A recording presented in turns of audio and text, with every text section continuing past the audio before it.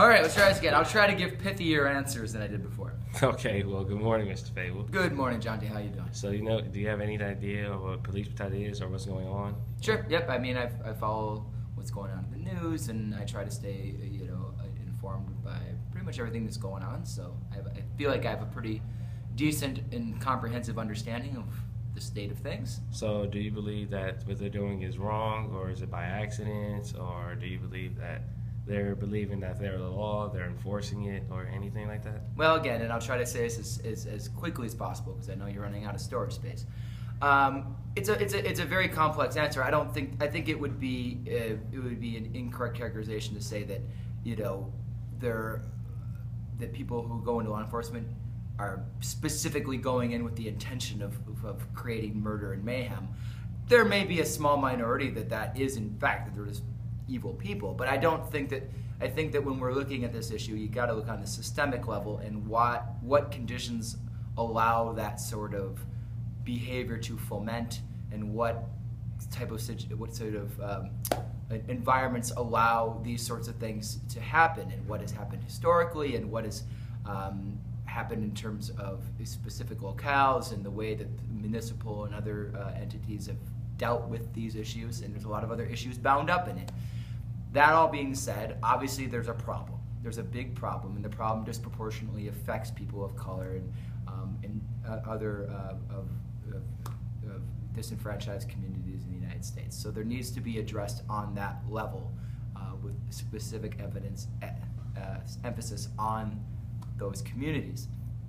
I think that we have to always be careful because within any big bureaucracy, there is always the tendency to when there's problems, I think we want to simplify.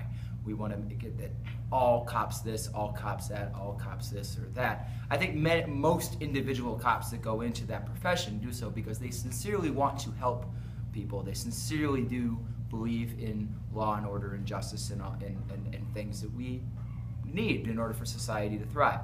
However, I do think that there are certain systemic, meaning things built into the system, that are now we're seeing manifest in really ugly, awful ways, and a lot of that has to do with how, with history. A lot of that has to do with the current state of, I think, the philosophy of policing that has been touted for quite some time. So it's a multifaceted problem that requires multifaceted creative solutions. On the whole, there's a problem. There's a big problem that needs to be addressed, and it does need to be addressed specifically with very clear understanding that it is disproportionately affecting certain groups of people, and therefore there needs to be reform directly aimed at that community.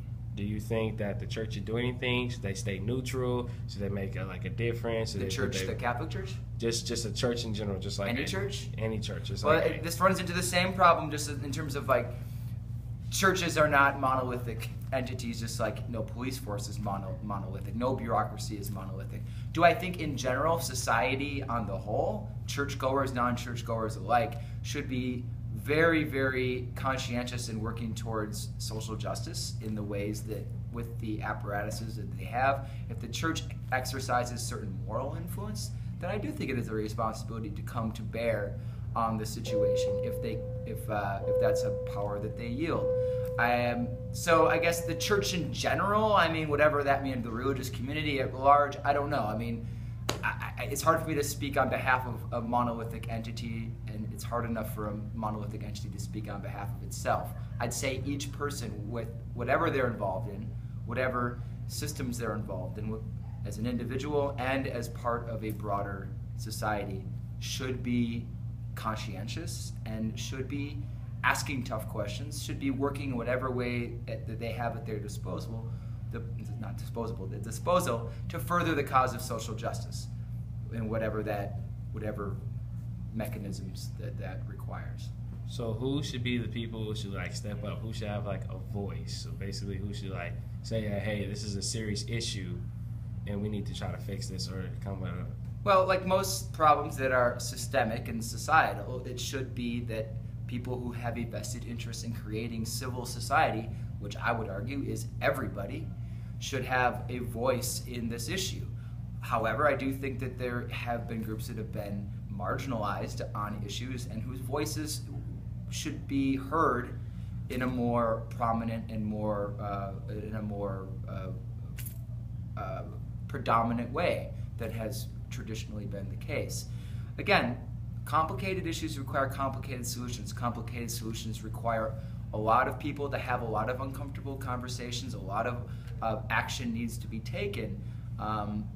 But I would argue that everybody has a vested interest in seeing civil society thrive. Everybody has an interest in seeing the country, community, city that they live in be a safe, welcoming, and justice-oriented place for everybody, for every citizen, regardless of all the different factors, whether it's ethnic, racial, sexual orientation, religious preference, whatever it happens to be. Everybody has the right to a safe community where the mechanisms of law enforcement can be trusted to look out for their interests and for the interests of people that look like them.